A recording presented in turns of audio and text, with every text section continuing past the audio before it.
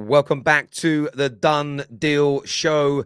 Graham Potter verbally agreed to become the Chelsea manager. The done deal is expected imminently. We're talking about that, why Thomas Tuchel was sacked. We're looking at Jurgen Klopp, Man United's turnaround, and much more today on the Done Deal Show. I'm joined, as ever, a day later than usual because Champions League football has been crazy. But Ben Jacobs is here. How are you, my friend? I'm good. We thought the transfer window would bring all of the chaos and then we rest. And then immediately after the transfer window, crazy couple of days in the Champions League and then Thomas Tuchel's sacking. So there's never a normal day, a restful day in football, and especially at some of the bigger clubs like Chelsea. Yeah, without a shadow of a doubt. And I think most people, we were saying backstage, were caught off guard with the sacking. We knew there was pressure with the way they'd ended last season and started this campaign. But of course, the rhetoric was they're buying players for him. He's heavily involved. They're together on this. The defeat to Zagreb happens, and you see the pressure mounting. But there wasn't a soul yesterday morning before the news was announced. And my understanding is it came directly from Chelsea. It didn't leak for any journalists first. I said to you earlier, it was very old school. It was very much, oh, wow, it's happened. No one knew. And it's been a kind of mad 24 hours. And it does appear now that Graham Potter, as you broke the news last night, my understanding is you were the journalist that broke it. The verbal agreement is now in place, and it's expected that Graham Potter gets the big move from Brighton to Chelsea. Yeah, I broke the news last night that there was a verbal agreement. And the reason I was able to do that is because, as the chat seems to think, I am actually Graham Potter in terms of look. And therefore, of course, I would know because I'm taking the Chelsea job myself. And I have had that comparison before, along with Stephen Merchant and Russell Howard as well. I think Russell Howard. I can see that. I can see a bit of Russell Howard there. I can see that. About the other two, though. But look, Graham Potter is Chelsea's new manager. We can say that, I think, definitively now. Last night, there was a verbal agreement following a meeting in London. Potter then went back to Brighton, and all that is left now is the formalities and the physical signing. And he'll say his goodbyes at Brighton. He'll make his way back to London this afternoon, and then he will formally sign, at which point Chelsea will announce. So we could get the announcement later today. There are still some things up in the air that are tangential to Potter, in the sense that there has to be the negotiation around the exit of his assistants. And also there's the small matter of paying Thomas Tuchel, which is around about 7 million. And then Graham Potter's payment to get him out of his contract, which is between 12 and 15 million. So it's going to cost about 20 million all in. And obviously all of that needs paperwork as well. But this is a done deal, regardless of whether Chelsea announce it today or tomorrow. And they've moved very fast in the market. And as you said in your question, the actual announcement itself caught many by surprise. And it's important to stress that it was not a sacking based only on results. Naturally, it does come straight after a very disappointing loss to Dinamo Zagreb. And it was a very stagnant, toothless Chelsea performance. And if you add that to the losses to Leeds United and Southampton, you can make an argument for sure that Chelsea have had a highly indifferent start to the season. They were lucky to get all 3 points against West Ham. They rode their luck against Leicester as well after Conor Gallagher got sent off early in that game. And even in the win at Goodison Park on opening day, they laboured. So if you take the whole season, aside from 45 minutes, which was incredible against Tottenham, Chelsea have not got going yet. But this is more about the backdrop. A new ownership group that have come into the football club. They're 100 days in, and they've assessed absolutely everything, including Thomas Tuchel. And Tuchel asked for more control. No manager since Abramovich took over has had more authority than Thomas Tuchel over the last 100 days. And with that autonomy comes responsibility and accountability.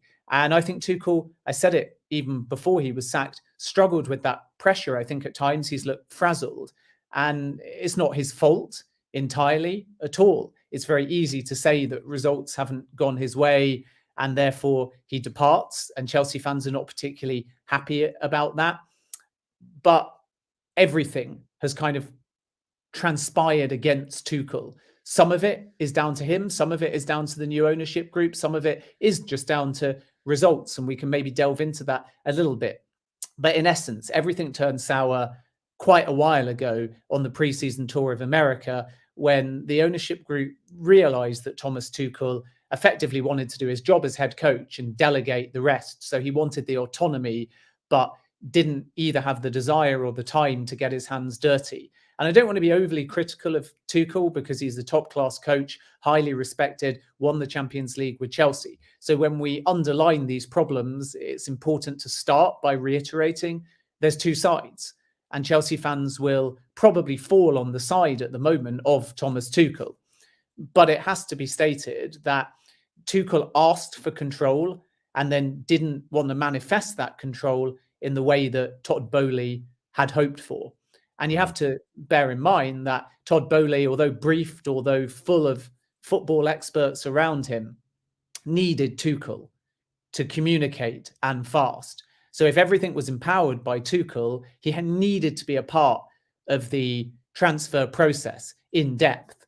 So whereas Tuchel may argue with Ronaldo, for example, the player was oversold to him and he did his job. He communicated no, and then was told over and over and over again, why not?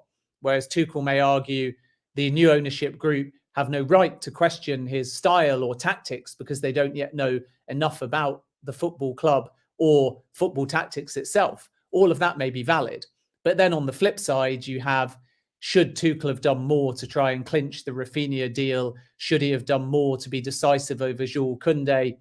And I think the new ownership group look at the role of Xavi, having also spoken to Joan Laporta versus Tuchel, and feel that he just didn't manage, he didn't court players. And then within his own dressing room, there was maybe a lack of clarity over certain roles. So you have Ziyech and Pulisic, who both really wanted to leave. Ziyech tried for Ajax. Pulisic would have gone to Juventus had an offer ever came in. And those players felt peripheral. And then suddenly they were starting.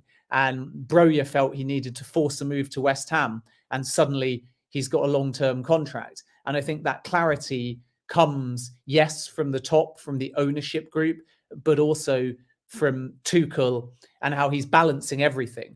And as I said right at the top, it's hard because Tuchel's inherited sanctions, new owners, and a whole variety of very atypical problems. And there's only a finite amount of time, and you're trying to prepare for a new season. And his job title says head coach. So I empathize with that.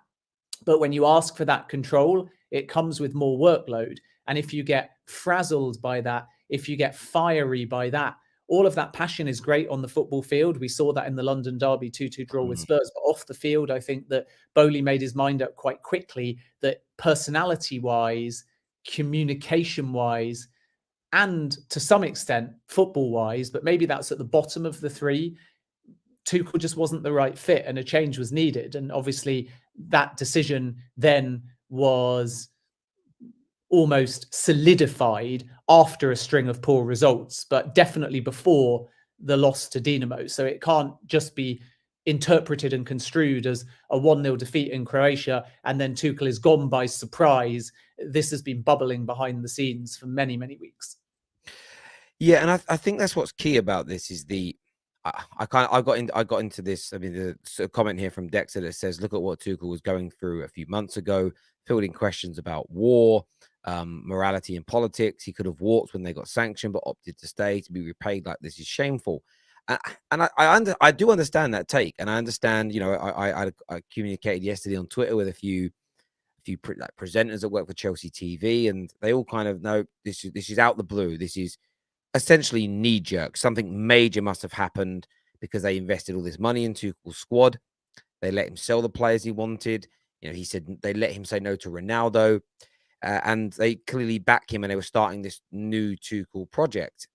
However, when you read and learn about Todd Boehly, when you research how their businesses, both inside and outside of sport, operate, that's the complete opposite to their mantra to just do get behind something and go, right, we're going to have a long-term vision with Tuchel, just for less than a week later to throw all of that away. It kind of feels to me that, as you've said, and I mean, we hadn't spoken till we were backstage, and what you've said resonates with me along the lines of, okay, we're going to build in this way, we're going to do this, we're going to give him some support, but we are not quite convinced. And of course, there's tension. And I remember that the comment after Arsenal beat them badly in pre-season, where he said, "I'm not going to get this right verbatim, but I can't. What do you expect when I have the same players as last year?" You could almost see an element of frustration in him, some annoyance in him, and everything else. So I'm not. Like, hindsight, of course, is very lucrative. It's 2020, but I'm not. I was shocked when it happened, but now the stories are coming out, and you kind of connect the dots backwards. It makes a little bit of sense. You look at the general pattern when new owners take over at a football club, and I'm sure there'll be an article in the next few days where someone's sitting there now researching this. But my guess is pure guess. I reckon less than 20% of managers remain beyond 12 months when a complete overhaul of ownership and board of directors happen, because people just have their own ideas, that their own way in direction they want to go in. And I understand for some Chelsea fans, it's a shame because, they were fully behind him. He'd won the Champions League. There was always a thought that he could make them challenge Man City and Liverpool. And that's completely and utterly gone now. But Graham Potter comes in, and Graham Potter's such an interesting choice because he doesn't have the pedigree of a lot of the other top 6 managers in terms of managing in the Champions League, having won league titles elsewhere or league titles already in the Premier League. But of course, there's a lot of hype. People love how Brighton play football.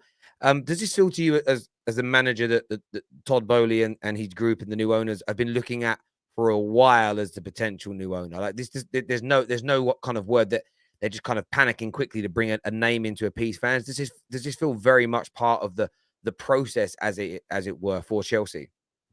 It's part of a process, I think, which tells you that Thomas Tuchel's future was decided weeks ago, not days or hours ago, because otherwise you simply couldn't approach Brighton and get this deal done within 24 hours. Otherwise, it would be a case of either having a name in mind, and why have you got that name in mind if you haven't planned for it, or not going through the due diligence of a full process. Whereas actually what's happened is that Todd Boehly has used football experts to scour the market, and that takes more than a day. And they've allocated a short list of 4 names, as I understand it, and they've spoken to more than one candidate. And some of that will have happened, in my opinion, and having spoken to sources before Thomas Tuchel went, because again, you can't sack Tuchel yesterday morning and then interview 4 candidates and meet Graham Potter in person without lining things up. So the writing was on the wall for Thomas Tuchel, even though he was by all accounts shocked when he was told that he was sacked in a face-to-face meeting.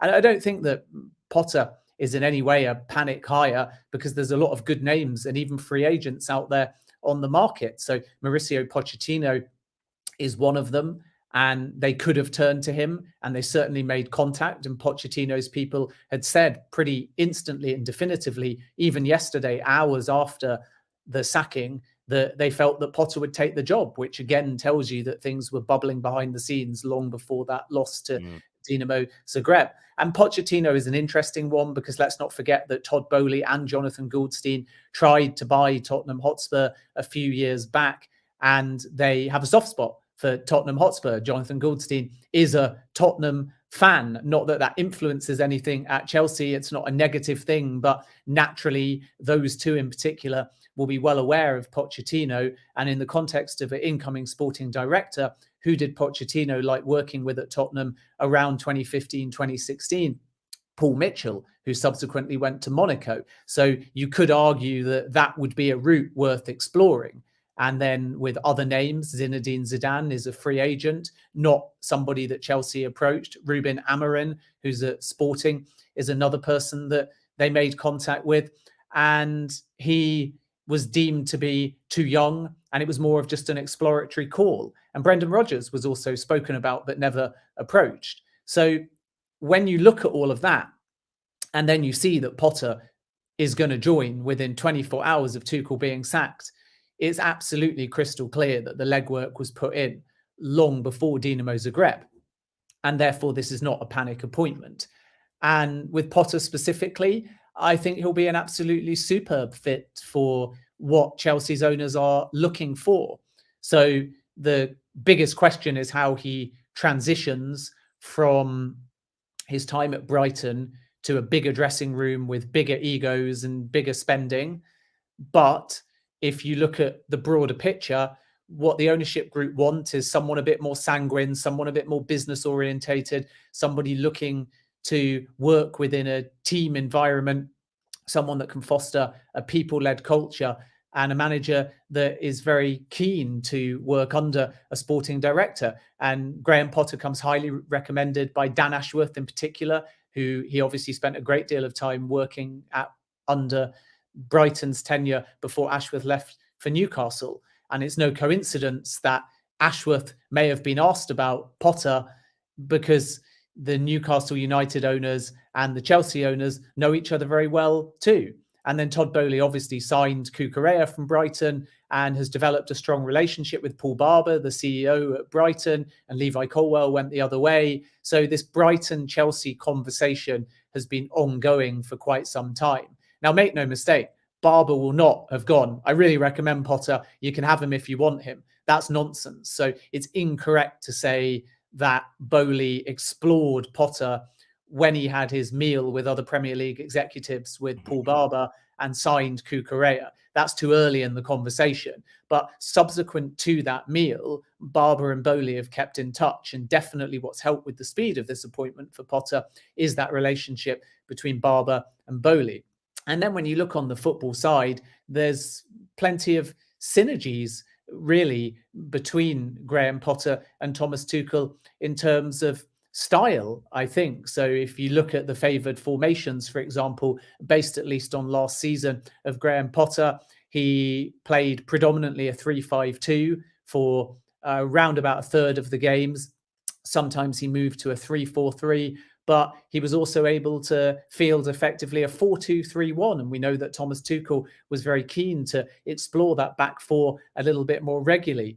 Potter knows Cucurella. That is going to help as well. Brighton's style when they were in possession wasn't that dissimilar from Chelsea's based on last season either. And then you have Potter's ability to improve and develop players, which I think is seen as very important from Chelsea's ownership group, both around the first team in terms of uniting the dressing room, but also in terms of bringing through younger players. And that, I'm told, is what really excites Potter, because actually, if you look at Brighton and Hove Albion now, in terms of their actual current squad that are doing really well, Potter has Caicedo, who is an incredibly exciting young talent, and one or two others as well. I think that in the mid-20s, the new signing that he brought in to replace Cucurella, Purvis Estepinian, has got a lot of potential as well. But generally speaking, the core of the side that are actually playing are pretty old. And that includes players like Lallana, Gross, and Trossard as well. And the other young talent, Alexis McAllister, is one to watch, obviously, and is bound to be linked with Chelsea in future windows. But go through that starting lineup, and most of the players that are consistent performers for Brighton are probably 26, 27, 28, up to about 32.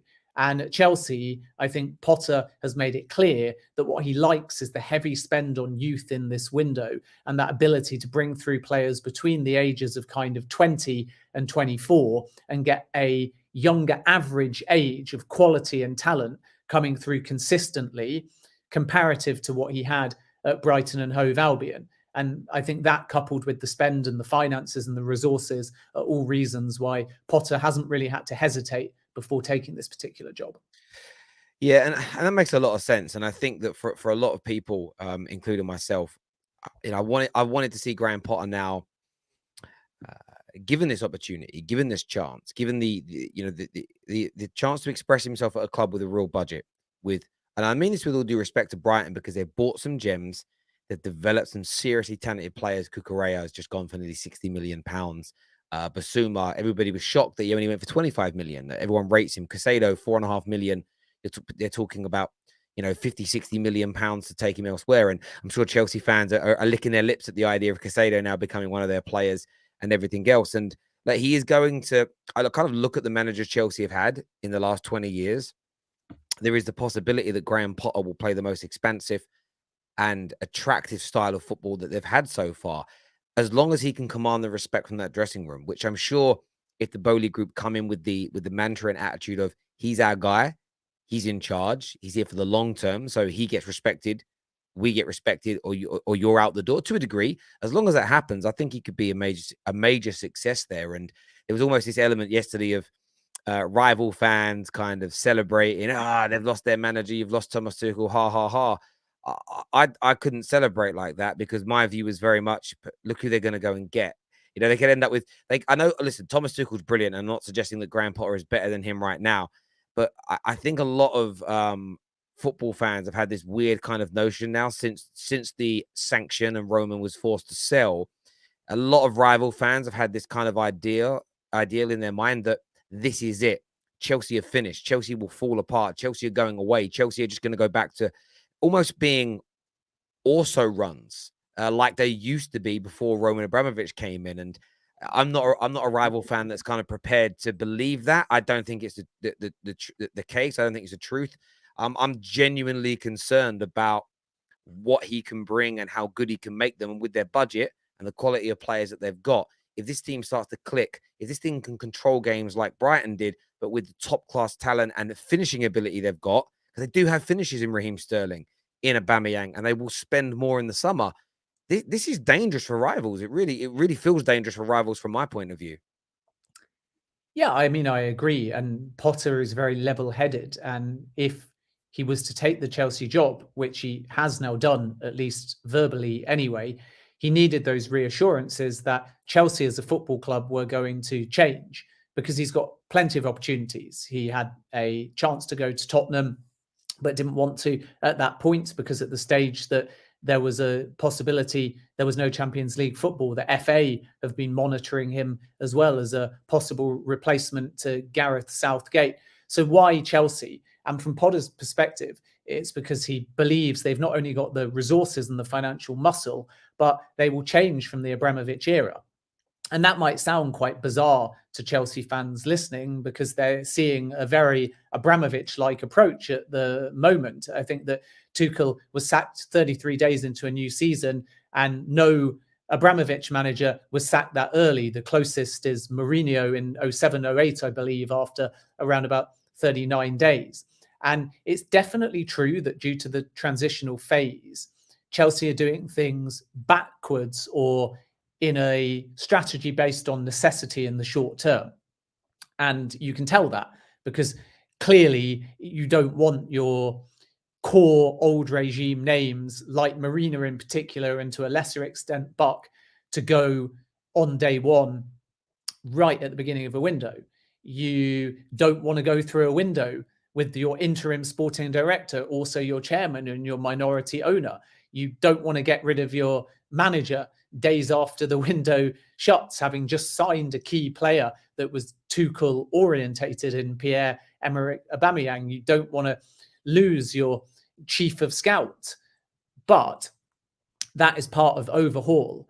And Chelsea now are being judged around a period of transition that some would call chaos.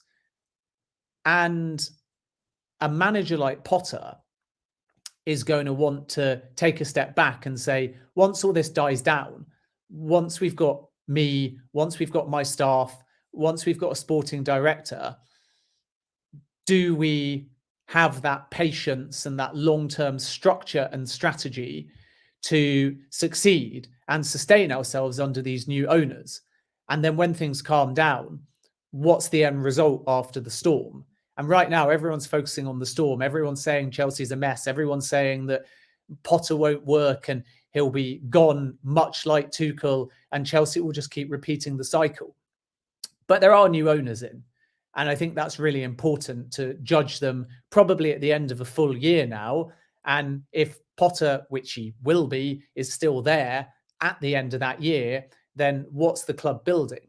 And as you've rightly said, if things calm down, then suddenly Chelsea end up being big spenders, big ambition, stadium renovations, continued new players, and better on the football field. And then suddenly they've improved by making all of this change. But in the short term, there's still that unease and uncertainty and instability, because until it actually happens, if Chelsea lose a couple more games whilst the progress is made, if the sporting director can't make any real impact until obviously in and January or the summer, then the danger for the new ownership is kind of fan revolt and even player revolt to some extent, because it's going to be really easy for everyone to say in the next, say, 3 months between now and the World Cup, if it's not working, why did you make the change? If the losses are continuing, Potter's not right for the job. He can't handle Champions League pressure. So there's patience needed all round now. The new ownership group are going to have to stick to their decision and urgently calm things down. And the fan base are going to have to give Potter time, because there will be a transitional period for him as well. And then at the end of the year, let's see whether Chelsea are stronger or weaker. But it's hard to see them being weaker because of Potter's pedigree and the financial muscle that they're prepared to spend. The only question, I think, is just that at the end of this transfer window, for all of Tuchel's frustrations, he had the best part of 300 million to spend. And if they knew mid-window that they were going to change him, was it actually more prudent to wait a little bit and then spend some of that money during a window for Potter? Now, one advantage is that Potter loves Fofana and in addition knows Cucurella really well. So you can add up those two transfers and call it half of Chelsea's window and say Potter will be absolutely delighted with that. But does he want Aubameyang? Is Koulibaly in his line of thinking, despite the fact he's a quality defender and so on? There's definitely some questions around that.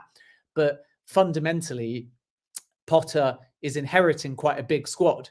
And it would be really interesting to see who is in favour. Is it Broja? Is it Havertz? Is it Aubameyang? Is it Ziyech or Pulisic? Is it going to be a move back when he's fit towards giving N'Golo Kante some game time? Is Kovacic going to play regularly now fit? Is it a back three or is it a back four? And I just think that because Chelsea have planned their whole season the Tuchel way, then Potter needs a little bit of time, even though luckily for Chelsea, the manner in which they play and the formations that they field are quite similar. So I think in essence, the answer to your question is that Chelsea should be stronger under Potter, but there's just that slightly worrying transitional period. And when you're challenging for Champions League and when you're challenging for the Premier League and you've already lost one game in the Champions League, and the Champions League fixtures, by the way, are already congested because of the World Cup, there's really no time for Potter to start in an underwhelming manner. Otherwise, Chelsea could find themselves come the Christmas period way behind in the Premier League and in big, big trouble even out of the Champions League. So he comes into a job, unfortunately, despite the promise of patience, where there is just huge pressure on him from day one. Of course. And look, I see the comments coming in from people. One here says Potter will be gone by the new year because he has the same players, need to get rid of Kai Havertz and Mount. And look, I think that's a fair point, but I don't think this new manager will be gone in January, irrespective. And if it is the players letting him down, then I think this ownership will give him time. But I agree with you, Ben. I think that Potter's going to get a tune out these players. And one of the things, and I'm not having a pop at him, these things happen, but I think there was an element of losing that dressing room. Tuchel did one thing which I don't like seeing managers do as regularly as he did. That kind of bemoaning the squad. Almost, he didn't quite name and shame individuals, but some of the things are, how am I meant to play better when I've got the same players as last year and all of this? Especially then if the players get hold of rumors that the ownership are not 100% behind him, in the sense of they're not sure if he's the right guy. Because you know what players do. We've seen this at multiple clubs many, many times. All right, well, maybe let's not run as hard and work as hard and try as hard, and maybe we can get the manager out and we get someone new that we're happy with who will pick me more or will play a style that I want. I mean, I'm wondering now whether we're going to see an interview from Lukaku on Sky TV talking about how much he misses London and Chelsea and wants to come back. And again, would I be surprised with Lukaku? No. But you might be sitting thinking, oh, with an expansive manager, you know, if Danny Welbeck can play well, and I mean, with respect to Welbeck, he's an ex-United player, surely Lukaku could. But I'm pretty sure Graham Potter is licking his lips, looking at the overall quality of this squad with respect to Brighton compared to what he's got. He must be thinking, look at this. I've been getting my Ford Fiesta to run really well. I've now got a Range Rover. You know, I can do some bits with that. We have a super chat here that says, I feel sorry for Potter and Brighton. Brighton had a good thing going, and Potter will struggle with the lack of structure and loss of the reputation he has built. I mean, Brighton, there's feeling sorry for them, but then who did Brighton take Potter from? Like, it's a knock-on effect, isn't it? Like, and Brighton will now probably go and take a manager from a club who are also doing really well, and it'll have that knock-on effect there. But thank you for that super chat, Anthony. Question here on Chelsea from Oba. It says, why was Fofana less than the supposed reported bids? So it's kind of come out that Fofana was cheaper than some media outlets have suggested, Ben. Well, he wasn't, not as far as my reporting has been consistent on. The media spoke of world records, 80 million, 85 million. I've reported pretty consistently that Chelsea were always looking to pay under a world record fee. So that's the first thing to say. And then fees will always be disputed.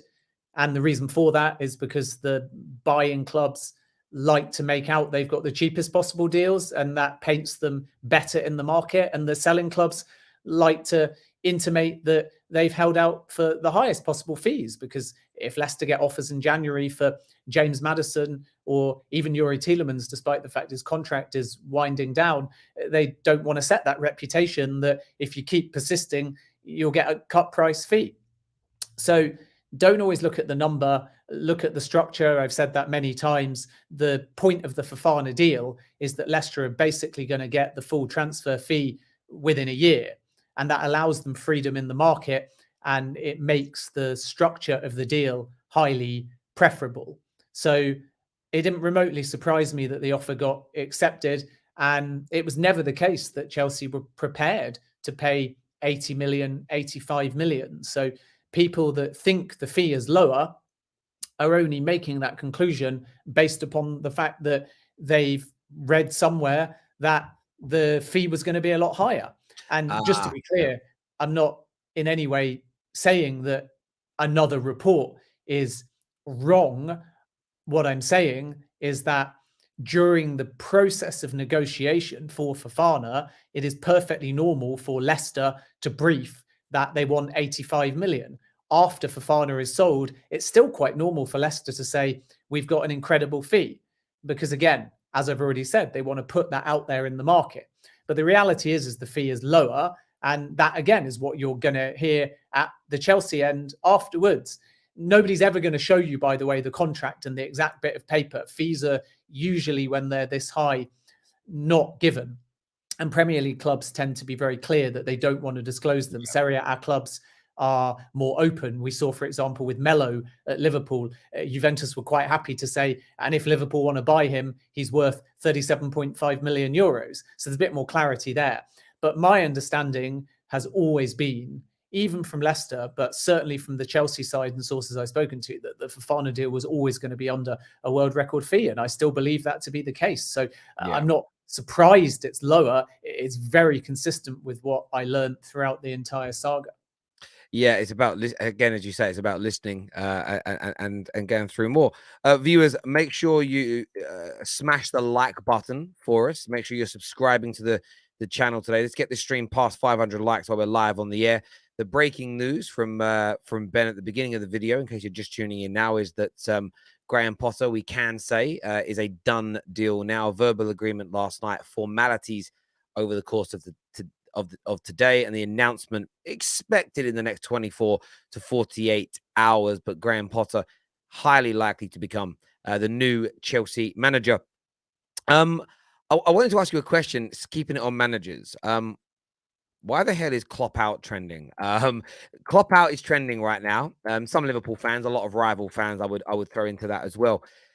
I'm not suggesting for a second that Klopp is struggling like Thomas Tuchel was, but what do you feel is kind of wrong at Liverpool at the minute? Because no one's really playing well. I think they've only won 2 games out of the 7. They've 8. Sorry, including the Community Shield, they won 3 games out of the 8 they've played so far. They got battered last night in the Champions League, and all doesn't seem so well at Liverpool right now. What's your thoughts on it, Ben, and what are you hearing? Well, I think the irony is that Chelsea are above Liverpool in the table. They've both played 1 Champions League game. They've both lost. So Liverpool have had a worse start to the season than Chelsea. But the big difference is how the managers handle that. So Tuchel went because of the relationship between him and the ownership group, which was exposed during the transfer window over a number of different issues.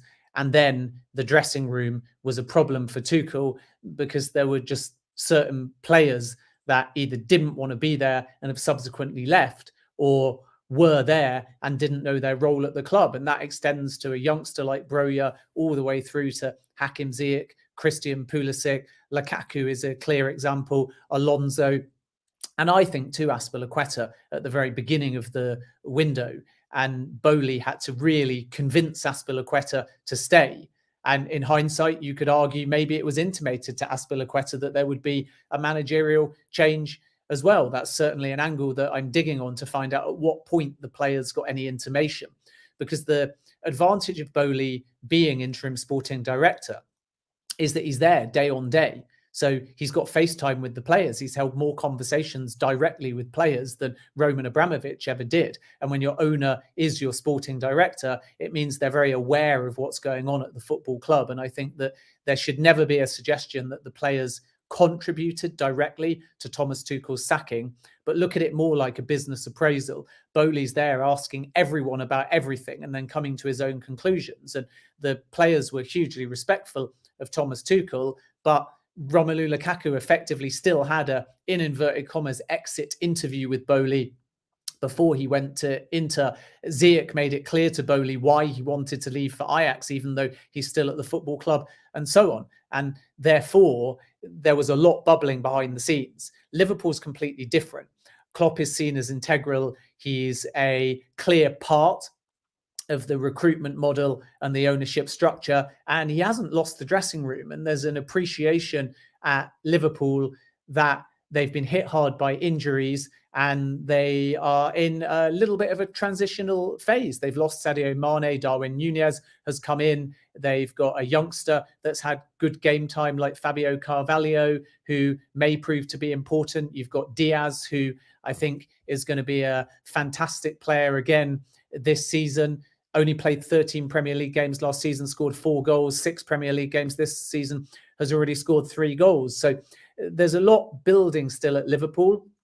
And then they have to deal with the fact that they've got injuries that make their midfield look a little bit kind of aged at the moment. So I think it's a combination of things that are going wrong on the football field for Liverpool. I think the midfield is naturally looking quite thin, and there's perhaps question marks over 1 or 2 players, particularly at the moment, James Milner. I think that Van Dijk hasn't been consistent this season, which is very rare, and he was exposed in the game yesterday, giving away the penalty. And then Salah's not got going, and even though they obviously thrashed Bournemouth 9-0, I think the fact that Salah didn't score or assist in that game is not important in the context of that game, but it kind of sums up a little bit of his season so far. And if he's not going, and if Sadio Mane, I should say, is gone, then it puts a lot of pressure all of a sudden on Firmino, who's been excellent, by the way, all season, but he can't do it alone, and Nunez to get goals. And he showed his fiery side and has been missing for a few games due to suspension. And then the final thing with Liverpool is just Trent Alexander-Arnold. And people are kind of figuring him out, I think, a little bit now. And he offers so much in an attacking sense, but increasingly you feel like he's becoming a bit of a defensive liability, and teams are targeting him. And Napoli really on both flanks did well to really expose Liverpool with quick progressive passing, changes of direction, and making the pitch as big as possible. So all of that is Liverpool's problem. They play with this high reward strategy. And at the moment, it's just not working for them on the field due to a variety of reasons. But the key difference between Klopp and Tuchel is that there's full belief in Klopp from ownership, from football department, from players to turn things around. So everyone at Liverpool is pulling in the same direction. And that's why Klopp won't be sacked. And I'm confident that Klopp will turn it around. Yeah, I'm like you. I believe he will turn it around. And I kind of saw Klopp out trending. And I've seen a few Liverpool fans, they phoned into my show last night and they spoke about it. However, for me, it was very much a case of calm down. I know there's people pulling on this. It's the 7th year, 7 years at Dortmund, 7 years at Mainz. This is when it goes wrong for him. But I feel like he's going to turn this round. It's just like you've said. I think you've hit the nail on the head. There's 4 or 5 players in poor form at the same time, and actually, for the past 4 or 5 years, that hasn't happened at Liverpool. And Trent, I think Trent's one of the standouts because he's crossing still very, very good. He can still shoot, he can still take a free kick, but defensively, I think he's been found out for a while, and he's been really protected by the Liverpool fan base, and to a point where I remember a goal they conceded against West Ham last season. He didn't go with his runner. West Ham scored. When I think West Ham beat them 3-2 at Upton Park, the London Stadium. And I remember asking Liverpool fans, why doesn't he go with his runner? And this is the craziest piece of fan analysis I've probably ever heard. Well, he's told not to. Jurgen Klopp allows our fullbacks to not track their runners, to not come back and defend, because what will probably happen is we'll win the ball back and he wants them best place for a counter attack. And I'm sort of like, when I say crazy analysis, it's a very good defense, like a defense lawyer. I've got to find a logical defense of why Trent is not tracking back, not in position. And for me, there's a combination of laziness and more so, I just don't think he sees the danger. There were some of the goals they conceded last night. He had a 1-2 played around him, and he wasn't busting the gut to get back in. I couldn't fathom why he was doing it. And I know Liverpool fans want to protect him with everything they've got because he is a great creator. They've already laid down the benchmark 2 years ago that he's the greatest ever right back to ever play football in the Premier League. They've also said that he is the most innovative right back of all time and that he has rechanged the game and he's redefined what a fullback is. And I think there's been elements of truth to that in terms of what he's done going forward. But a career is long, and we saw a very young Trent who's now looking awful. And this all goes on your resume, as it were. And I think Klopp's got to sort this out. And one thing I think that Tuchel got wrong is that certain players like the Mason Mounts, I think should have been dropped sooner. We saw Ole Gunnar Solskjaer get this wrong at Man United. Players like Rashford, Maguire, Bruno, when they were going through bad periods, not being dropped. That's what I think Jurgen Klopp needs to do. I think he needs to be strong and say, right, it doesn't matter you're the best crosser in the country, in the world, whatever it is. You're playing so badly, you're costing us goals, which is costing us points. Like, he needs to be dropped. That's what I'm intrigued to see Jurgen Klopp do. Who does he take out of his team? Who is going to kind of be told, you're just not good enough right now and you have to come out. And the other question is, who comes in to replace them? Because it's not as if they had a very busy summer. Nico Williams is gone. That would have been a prime example to come in and go, right, Williams, you've been chomping at the bit to play first team football for however many years. Trent's been great. He isn't great right now. Here's your chance and an opportunity to show Liverpool that you're good enough for a while. And maybe he never was, but you got to get the point. Like, there really isn't much. And maybe Gomez could play there, but he's been, last night, one of the worst centre-back performances I've seen from a Liverpool player in a long, long time. But all is not good. And, a couple more defeats or a couple more draws in the Premier League, with Arsenal winning, with City winning, Liverpool's Premier League season could almost be over before it's really begun in terms of winning the title. And that must be quite disconcerting for some of these Liverpool supporters. Liverpool supporters are maybe worried that the dip under Klopp is not recoverable when coupled with the lack of spending power that either Liverpool are prepared to spend in January or are able to under financial fair play, because their recruitment model is very different to Manchester City.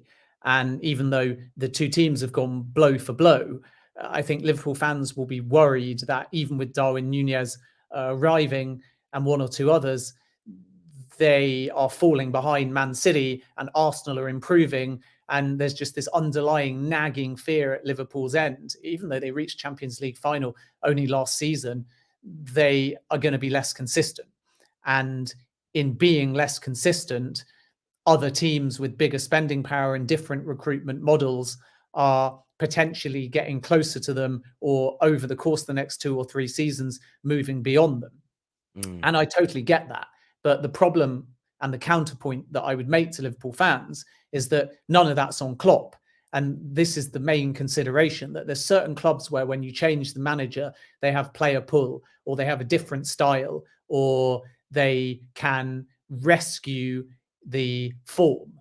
But with Liverpool, the recruitment model is not going to change. And were they to make a managerial change, whoever they appoint would not be given any different autonomy would have to fit into the way that Liverpool do it. And that's what Liverpool firmly believe, that their model is sustainable and consistent, because if a manager leaves, it won't be affected. Their data's still there, their decision makers are still there, and the managers are part of that, but not with the same autonomy as at other clubs. So if you get rid of Klopp, you'd only be doing it because you feel like tactically he's lost the dressing room, whereas actually Liverpool's problems are just transitional and also down to injuries. And every club will go through these waves where their top players make them consistent and into a kind of superpower that has regular success. And then 3-4 years later, those players will move slightly beyond their peaks, and then you have to replace them.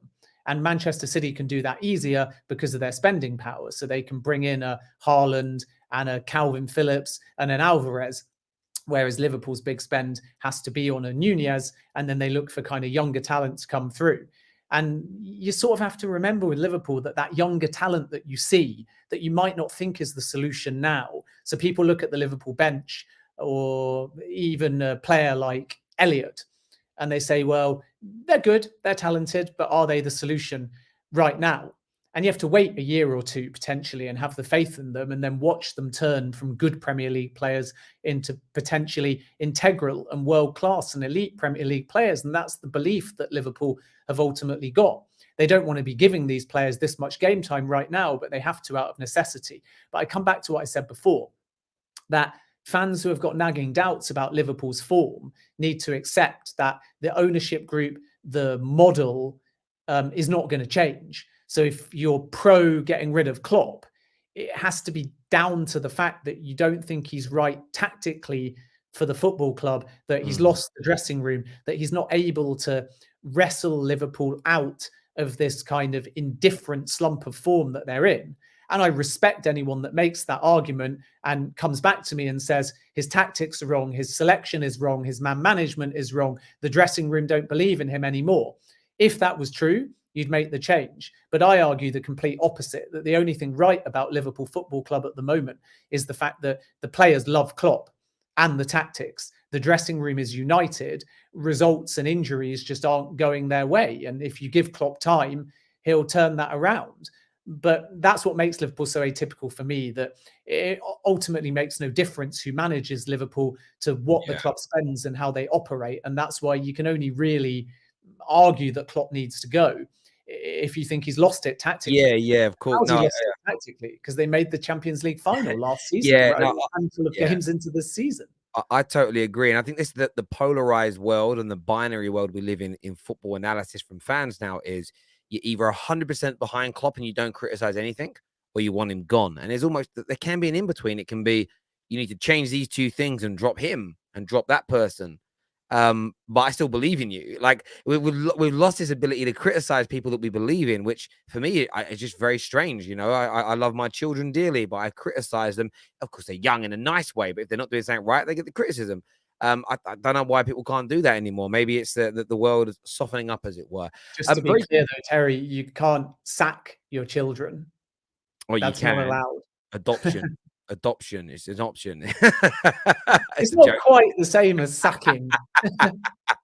No, I hear you. But I still feel like in life, there's this element of, and you do get it with some people's parenting, to be fair, but we just live in this world now where it's like, I don't want to criticize things that I love. And for me, I just believe in it. People that love me, I actually want to criticize me more because I'm going to trust you. I believe what you're telling me is the truth. And sometimes I think we can create these little worlds where everyone lives in this it's like a harmony, safe space. And I'm like, there's some things that shouldn't be safe. Klopp shouldn't be in a safe space from criticism. Trent shouldn't be in a safe space from criticism. Of course, that doesn't mean abuse. That doesn't mean being treated nastily. It just means, put that pressure on in the right kind of way. And maybe that isn't always done enough by particular fan bases. Before the end, I wanted to ask you, United, 4 wins from 4, looking for 5 in 5 in all comps tonight with a game against Sociedad. Ronaldo, the reports are he's feeling happier there now. What do you think sort of created this turnaround at Manchester United? Mini turnaround, anyway.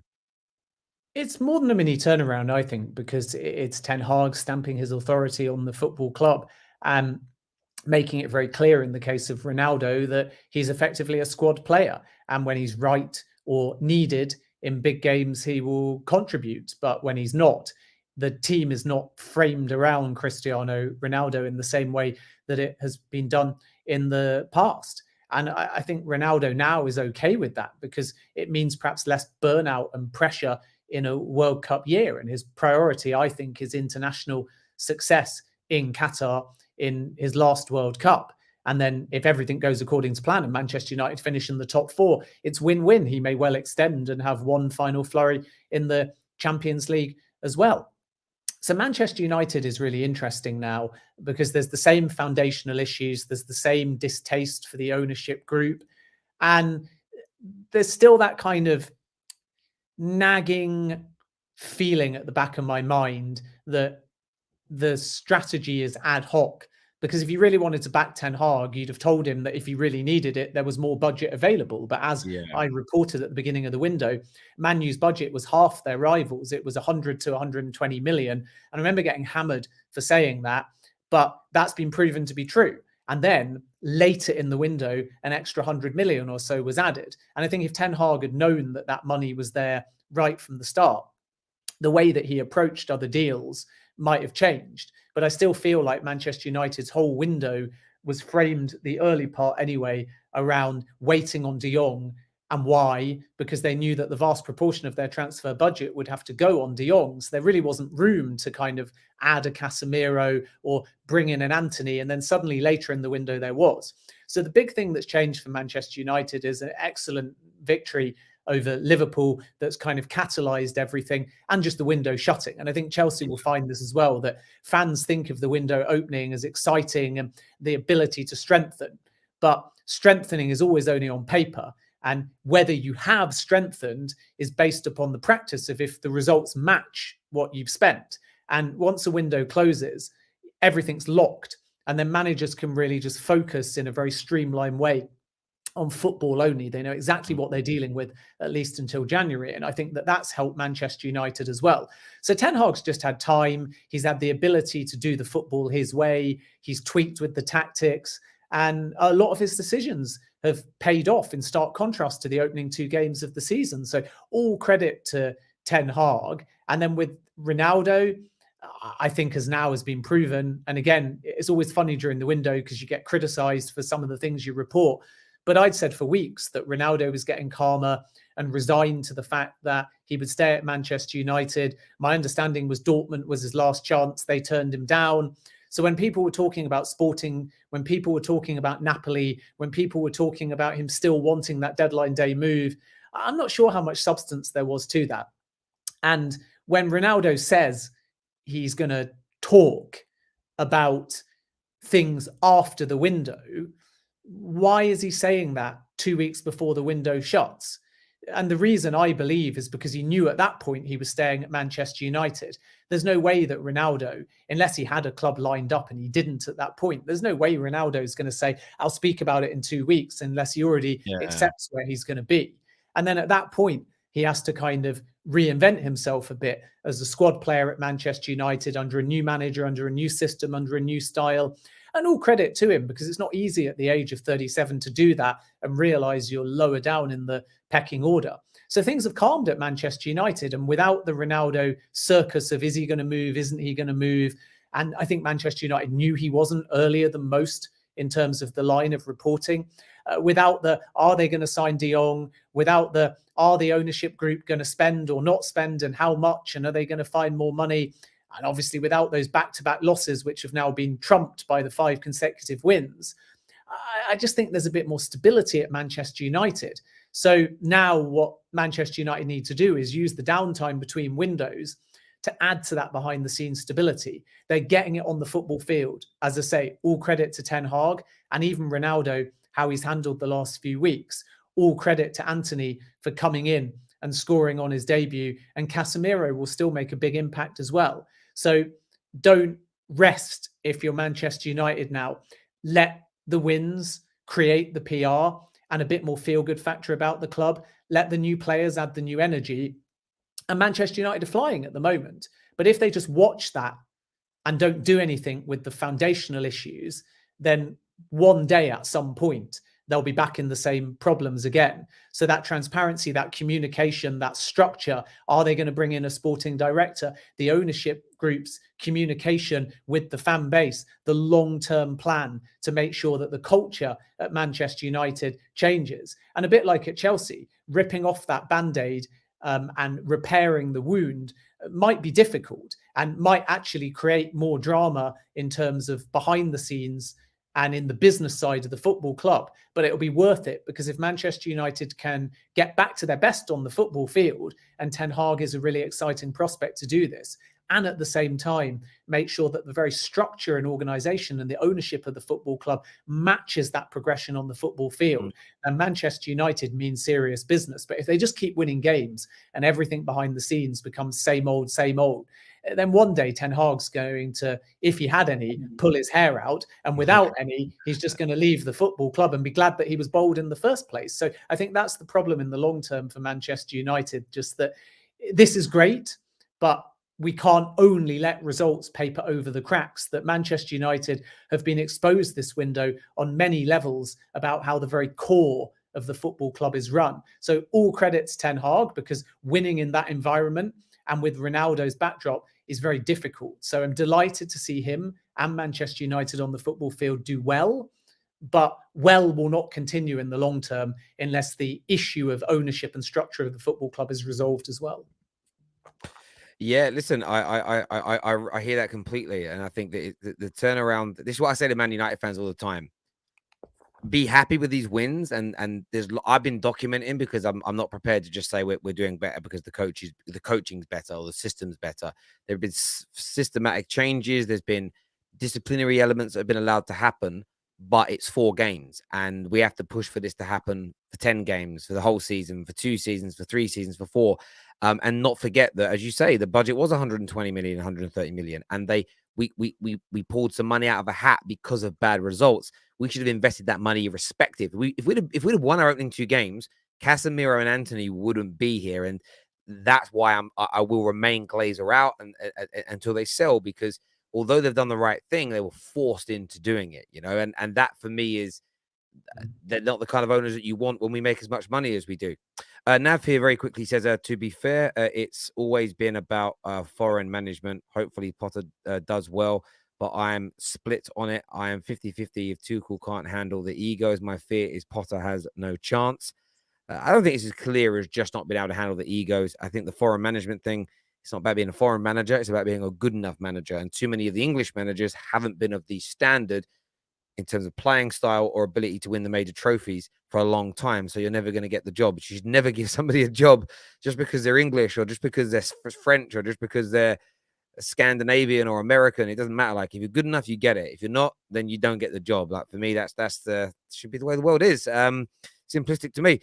Ben, really appreciate your insight, especially on everything surrounding Graham Potter and surrounding Thomas Tuchel. If you're new to tuning in, the timestamps will be on the video when it re-uploads, when we end the live stream, so you can see all the updates on Potter, what's going on with Tuchel, and everything else. I did actually share your tweet as well that you just put out a few moments ago about Graham Potter is due at Cobham this afternoon. He's expected to be in charge for the Fulham game on Saturday, which is, mass crazy turnaround. So there we go.